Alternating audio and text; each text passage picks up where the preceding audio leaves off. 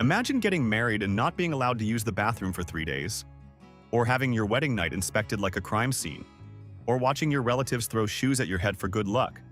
These aren't urban legends, they're real historical wedding traditions.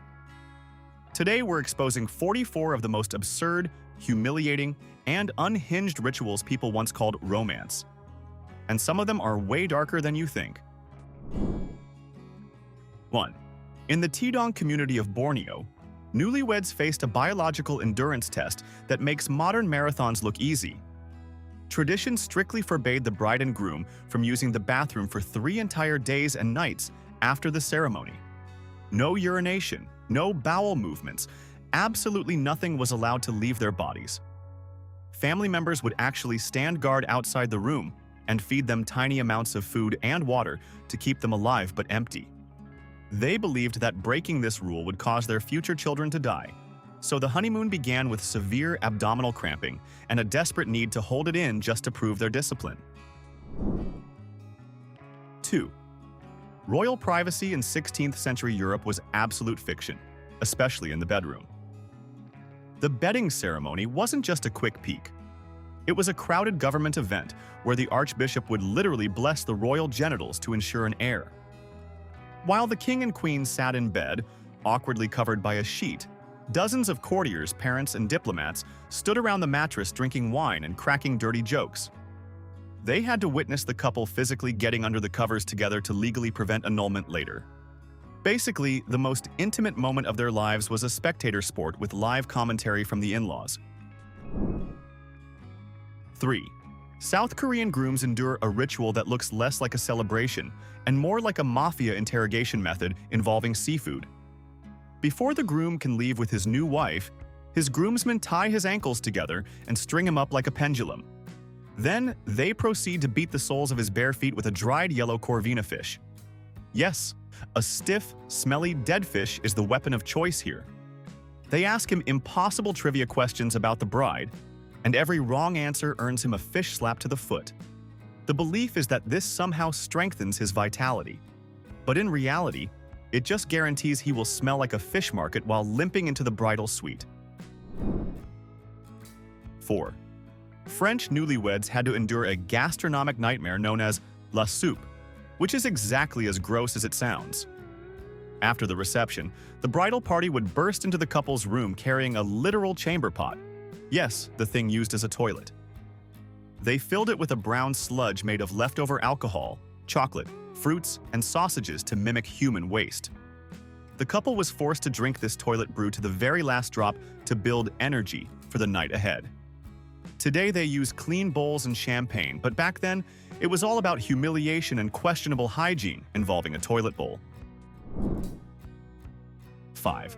Ancient Sparta treated marriage less like romance and more like a psychological transition exercise. On the wedding night, a Spartan bride had her hair cut short and was dressed in a simple cloak and sandals typically worn by men. She was then left alone in a dark room while the groom, who still lived in military barracks with other soldiers until age 30, would secretly visit her. Historians suggest this ritual softened the abrupt shift from a life surrounded exclusively by warriors to sharing a bed with a wife. Instead of candles and music, it was stealth entry, dim lighting, and a relationship that started like a classified military operation. 6. The Uyghur culture in China takes the concept of shotgun wedding and makes it terrifyingly literal. The groom actually shoots 3 arrows at his bride before the ceremony even begins. Thankfully, the arrowheads are removed, so he is just pelting his future wife with blunt wooden sticks. But imagine the adrenaline rush of standing there while your fiancé aims a weapon at your chest. After he hits her 3 times, he breaks the bow and the arrows in half. This violent little pantomime is supposed to ensure they will love each other forever with no hard feelings, assuming he didn't accidentally bruise her ribs or poke an eye out.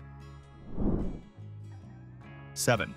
Scottish brides definitely draw the short straw with the blackening, a custom that smells worse than a medieval sewer. Days before the wedding, the bride is kidnapped by her friends and covered in the vilest mixture imaginable: rotten eggs, spoiled milk, fish guts, molasses, and feathers. Once she looks like a swamp monster, she is paraded through town on a truck while people bang drums and jeer. The logic is strangely practical. If you can handle being covered in fish slime while your community laughs at you, handling a difficult husband and marriage will be a total breeze. 8. In India, if a woman is born Manglik due to her astrological chart, she is believed to cause her husband's early death. To save the future groom, she has to first marry a banana tree, a peepal tree, or even a silver idol. The ceremony is real, with guests and rituals. Once the marriage is sealed, the tree is chopped down or destroyed to break the curse of widowhood. Basically, she has to become a murderer of vegetation before she is allowed to become a human wife. It is a loophole in the cosmos where you trick fate by killing a plant husband. 9. Medieval wedding guests did not believe in personal boundaries. In some regions, they stormed the bridal chamber in a chaotic rush to grab pieces of the bride's clothing for good luck. Stockings were yanked off, fabric torn, and small scraps of dress ripped away as souvenirs. The frenzy was so aggressive that brides sometimes had to be physically shielded from their own guests. The modern garter toss was invented as damage control, a strategic distraction to keep the crowd from turning the bride into a walking textile casualty before the reception even ended. Nothing says celebration like defensive fashion tactics. 10. Ancient Rome didn't have wedding cakes as we know them. They had a concussion hazard made of barley. The groom wouldn't politely feed his bride a slice. He would take the entire hard loaf of bread and smash it directly onto her head.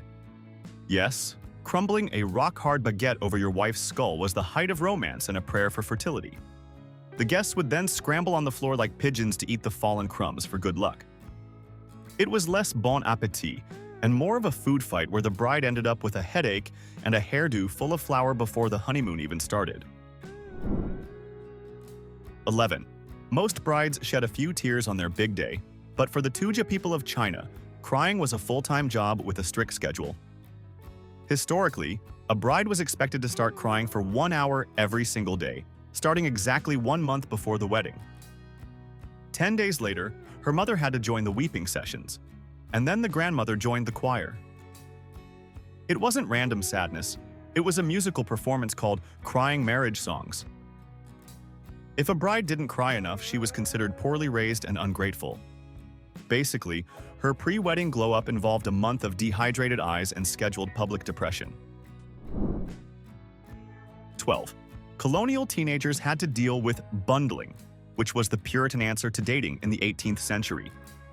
Since firewood was expensive and houses were small, young couples were allowed to share a bed fully clothed, but with a massive wooden board placed strictly between them to prevent any funny business. To be extra safe, paranoid parents would sometimes tie the suitor into a heavy sack, or even sew the girls' blankets together, turning the date into a bondage puzzle. It was a bizarre compromise between saving heat on cold nights and enforcing strict moral codes, where you spent the night whispering sweet nothings while immobilized in a burlap sack. 13. German weddings feature a pre-party called Polterabend, where destruction is the main form of entertainment. Guests do not bring gifts. Instead, they show up with old sinks, toilets, and stacks of porcelain plates just to smash them violently on the ground in front of the couple. The noise is supposed to scare away evil spirits who apparently hate the sound of breaking dishware. The crucial part is that the bride and groom must clean up every single shard together while everyone watches. It is a messy metaphor meant to prove that if you can handle sweeping up a pile of sharp, broken trash as a team, you can probably handle the stress of managing a household. 14. A Maasai bride in Kenya receives a blessing that would get anyone else arrested for assault in most other cultures. As she prepares to leave her village, her father spits a mouthful of milk or saliva directly onto her head and chest. While we see spitting as a sign of disrespect, in this culture, it is a powerful charm to ward off evil spirits and grant good luck to the marriage. To make matters more intense, she must then walk to her new home without looking back, or legend says she will turn into stone. So she marches forward, dripping with her father's saliva, terrified of becoming a statue to start her new life. 15. Swedish weddings turn the reception into a jealous lover's nightmare with a tradition that encourages mass kissing. If the groom leaves the room for any reason, like a bathroom break, Every single man at the party is allowed to rush the head table and kiss the bride. It works both ways, so if the bride steps out, all the female guests swarm the groom for a smooch. It transforms a simple restroom trip into a chaotic race where the newlyweds return to find their spouse covered in lipstick or slobber from the entire guest list. It is less about romance and more about seizing the opportunity to legally kiss someone else's partner. 16. In feudal Japan, a bride proving her maturity didn't involve makeup as we know it. It involved dyeing her teeth pitch black. This practice, called ohaguro, required drinking a foul-smelling dye made of dissolved iron filings, vinegar, and tea powder. A smile full of black void-like teeth was considered the height of beauty and fidelity. While modern brides whiten their teeth, these women willingly looked like they had severe gum disease. The black teeth symbolized her submission to her husband, ensuring she wouldn't attract other men because nothing says "I am taken" like a mouth that looks like a dark cave. 17. Russian grooms have to navigate a literal obstacle course of extortion called the Vykup, just to see their bride. Before the wedding, the groom arrives at the bride's house to find it blocked by bridesmaids demanding cash, chocolate, or vodka. He has to answer riddles and perform embarrassing dances, and if his bribe isn't high enough, they will bring out a fake bride. This is often a grandmother or a burly uncle squeezed into a white dress and veil. The groom then has to pay even more money to send the hairy imposter away and finally unlock the door to his actual fiancée, proving he is willing to pay any price for her. 18. In Germany, the first thing a couple does after saying "I do" is manual labor involving a massive log. The tradition of Baumstammsägen requires the newlyweds to saw through a thick tree trunk using a two-person saw immediately after the ceremony. They have to do this while still wearing their tuxedo and wedding gown, sweating in front of all their guests. It is not just for fitness. It represents the first obstacle they must overcome as a team. If they get out of rhythm, the saw gets stuck and everyone laughs, so the pressure is on to prove their communication skills through sawdust and physical exhaustion. 19. The Tudors had a definition of good luck that involved mild physical assault with heavy footwear. As the newlyweds left for their honeymoon in their carriage, guests would rip the shoes off their own feet and hurl them at the couple. The goal wasn't just to throw them nearby, you actually wanted to hit the bride or groom with a heavy leather boot. If you managed to strike them, it was considered a fantastic omen for their future happiness. Basically, the couple started their life together by dodging flying projectiles while their friends and family tried to give them a concussion in the name of love. 20. In the Marquesas Islands of French Polynesia, the wedding reception ends with the bride's family literally becoming human furniture. The relatives of the bride lie face down in the dirt, side by side, creating a squirming carpet of human bodies. The newlyweds then have to walk across this living rug to exit the ceremony. It is meant to symbolize that the family will always support the couple, but practically speaking, it is just Grandma and Uncle Bob eating dust while the groom tries not to step on anyone's kidneys. It gives a whole new, literal meaning to the phrase, letting people walk all over you for the sake of family harmony. 21. In 18th century France, some rural communities believed the bride's virginity needed public verification. And no, that wasn't a metaphor. After the wedding night, female relatives would inspect the bed sheets for proof and parade the stained fabric through the village like a victory flag. If no evidence appeared, gossip spread faster than wildfire, and the groom's family could demand explanations. Imagine starting your marriage with a forensic investigation conducted by your in-laws while the entire town waits outside for results. Romance? No. Medieval courtroom drama with lace curtains. 22. If you attend a traditional Danish wedding, do not wear your best socks, especially if you are the groom. During the reception, the male guest will overpower the groom, lift him into the air, and take a pair of scissors to his feet. They cut the toes off his socks right then and there. The logic is brilliantly simple and jealous. A man with holes in his socks is considered unattractive to other women.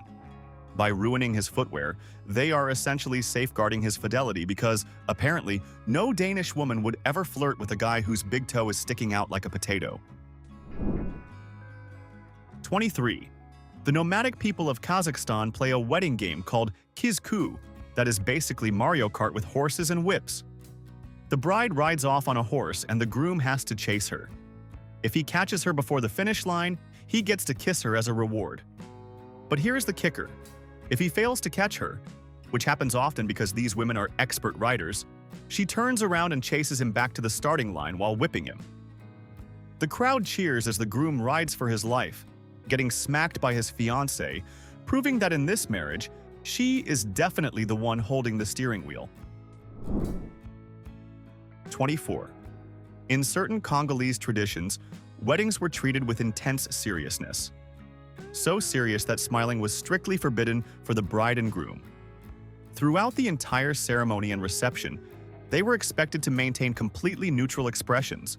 No grinning, no laughter, not even a subtle smirk. While guests danced and celebrated, the couple sat stone-faced to demonstrate maturity and respect for the gravity of marriage. One misplaced smile could be interpreted as taking the union lightly. So while everyone else was partying, the newlyweds were essentially competing in a high-stakes poker face championship where blinking wrong might signal emotional irresponsibility. 25. In Romania, wedding guests turn into amateur felons with a tradition called furtul mirese, or stealing the bride. While the groom is busy not paying attention, friends kidnap the bride and take her to a secret location, usually a nightclub or a bar. They then send a ransom note to the groom demanding payment for her return. But they don't want cash. The ransom is usually a few bottles of whiskey or a public declaration of love. It is the only time in history where a hostage situation is resolved by buying a round of shots for the kidnappers while the victim parties without her husband. 26. Indian weddings turn into a high-stakes heist movie called Juda Chupai. When the groom takes off his shoes to enter the prayer area, the bride's sisters launch a coordinated tactical strike to steal them. The groom's family tries to defend the footwear, leading to a chaotic tug-of-war that looks like a rugby scrum in formal wear. If the sisters succeed, they hold the shoes hostage until the groom pays a hefty cash ransom to get them back.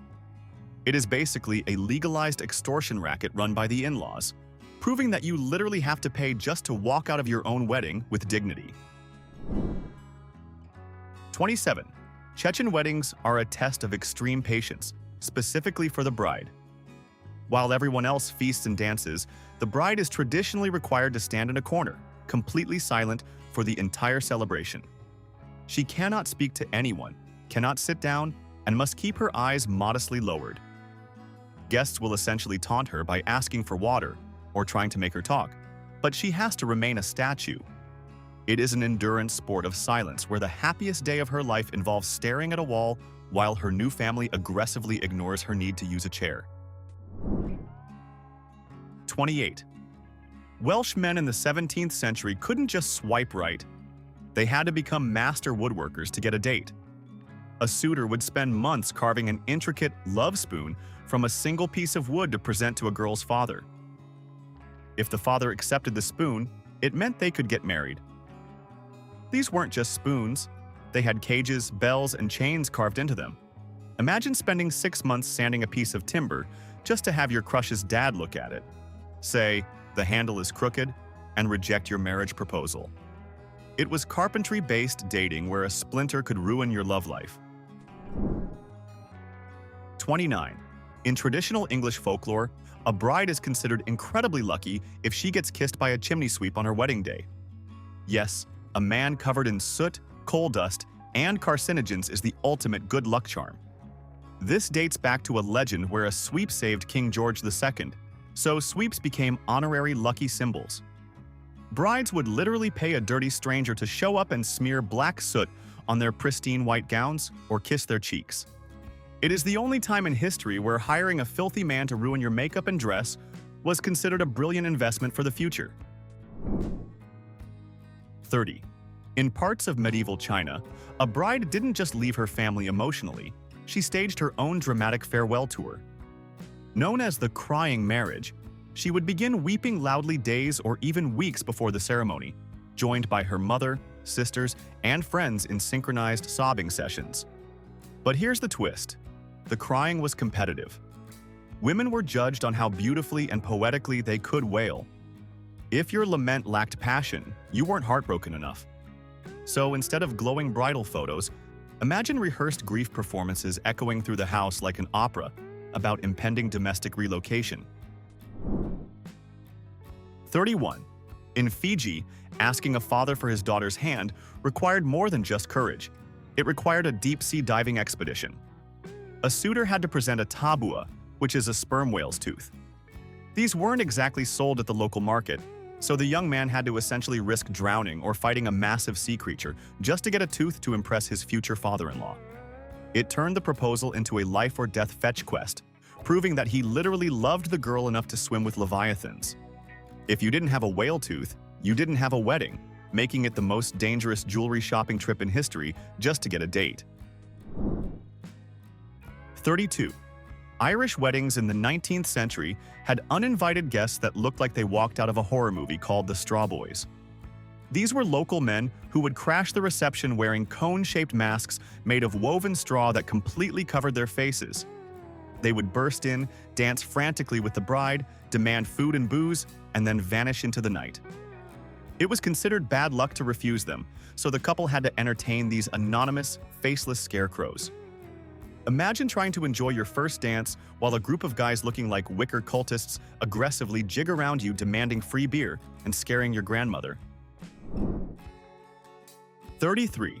French villagers took community policing to a toxic level with the charivari.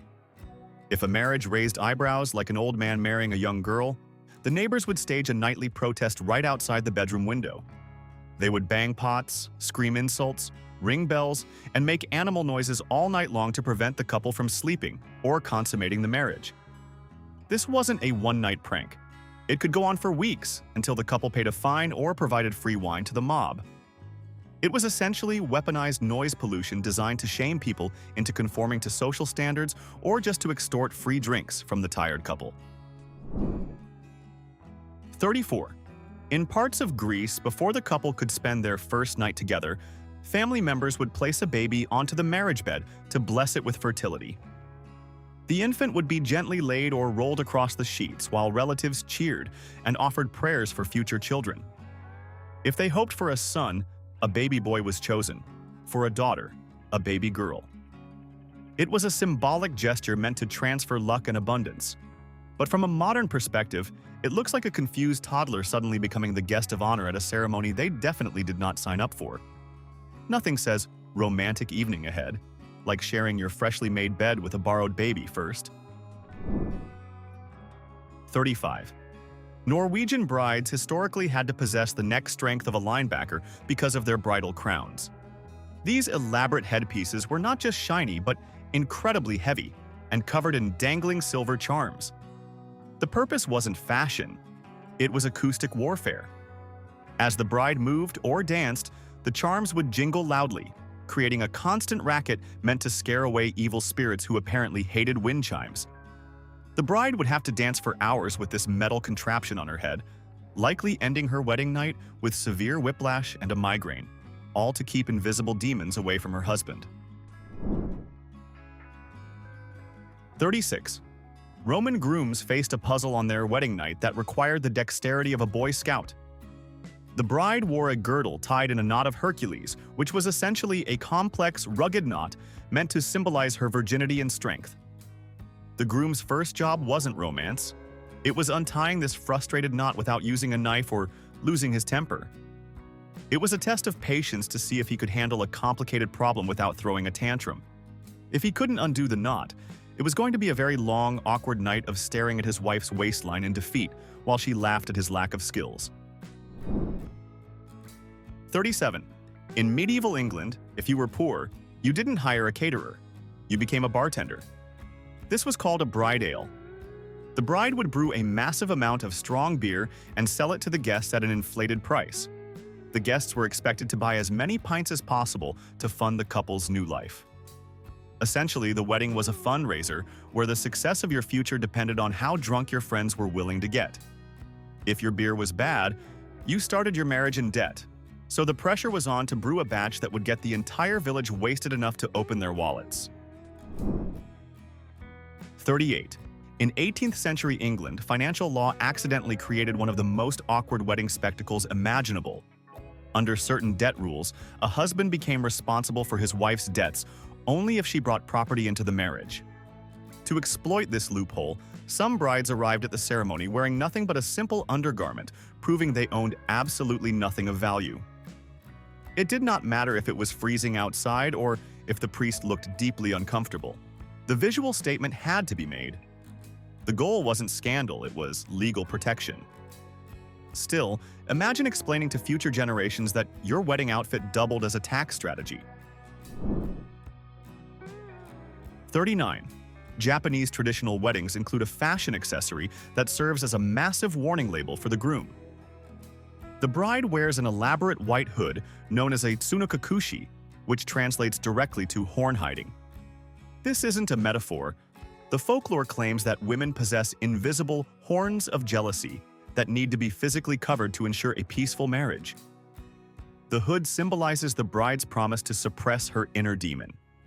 Essentially, the groom is standing at the altar looking at his beautiful wife, while her outfit is explicitly telling him that she is a jealous monster who is just temporarily hiding her sharp spikes under a piece of expensive silk to trick him into saying, "I do." 40. Ancient Greek weddings featured a ritual that was essentially Grand Theft Auto without the car. Once the bride was loaded into the carriage to go to her new home, the groom's friends would burn the vehicle's axle. They would literally set the wheels on fire or smash them to pieces. The message was clear: you can never go back to your father's house. While it was meant to symbolize a permanent union, it basically looked like the groom was stranding her in the middle of nowhere by destroying the only transport. Nothing says "welcome home" like immediate property destruction and ensuring your wife is physically stuck with you forever. 41. In traditional Korean weddings, the groom didn't bring flowers or chocolates. He brought a live, angry bird. He had to present a wild goose to his mother-in-law. Geese mate for life, so this was a symbol of his eternal loyalty. But imagine the logistics.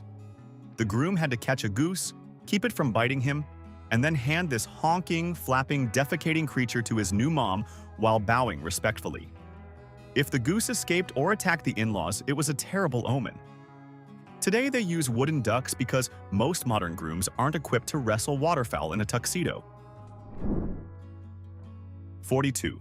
Medieval English couples ended their wedding night by drinking a nightmare beverage called posset. This wasn't champagne.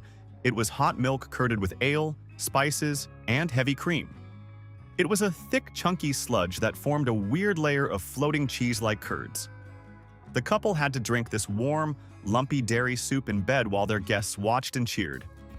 It was supposed to give them energy for the consummation, but in reality, filling your stomach with hot, curdled milk and beer right before getting intimate sounds like the perfect recipe for severe indigestion and absolutely zero romance.